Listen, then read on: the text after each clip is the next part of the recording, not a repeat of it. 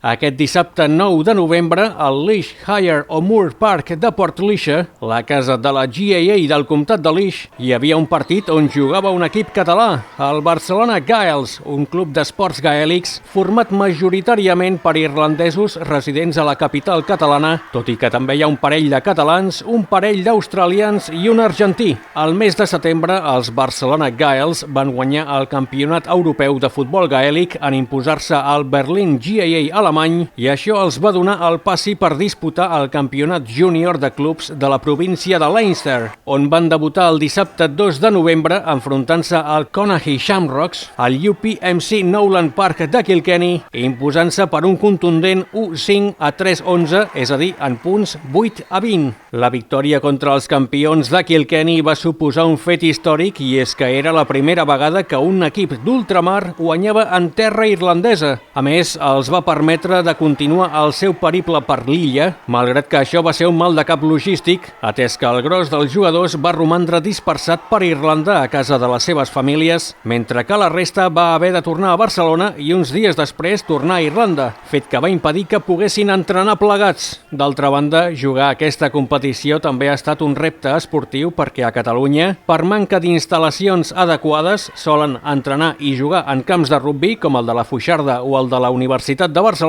juguen partits amb 11 jugadors, mentre que a Irlanda els camps d'esports gaèlics de dimensions més grans han de jugar amb 15. Amb tot, ja fa anys que el club treballa de valent i el resultat de tanta feina ha començat a veure's ara en què els equips dels Gaels de diferents categories han guanyat tots els campionats on s'han presentat. Pel que fa al partit a Portlaoise, tot i que al principi el Kilcavan s'ha avançat 2 vegades al marcador, els de Barcelona han dominat a la primera part, tenint fins a 4 punts d'avantatge quan s'ha arribat al descans, amb un marcador de 0-3 a 0-7. Aquest resultat reflectia perfectament la fèrria defensa dels Gaels, amb molt de contacte i que no deixava gaires oportunitats de xuts a l'equip rival, així com un bon encert a l'hora de xutar entre pals.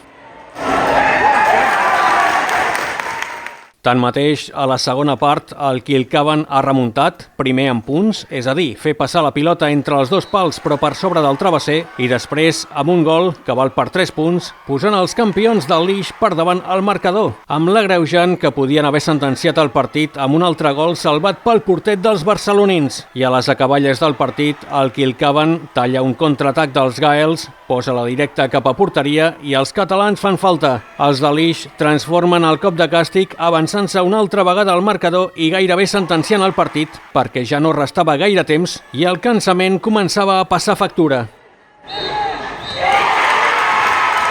Xiulet final i decepció per als jugadors dels Gaels, que veuen que el seu somni ha acabat, tot i que, ben segur, amb l'augment de la professionalització de l'equip, això podria ser el principi d'una era històrica. En aquest sentit, a la rotllana dels jugadors barcelonins després del maig, l'entrenador Tiernan Kennedy els ha dit que això són coses que passen i que han d'estar molt orgullosos i amb el cap ben alt per tot el que han aconseguit. Després, Kennedy ha anat a felicitar els jugadors del Kilcavan, que l'han aplaudit. Gaels Abu! Amunt els Gaels!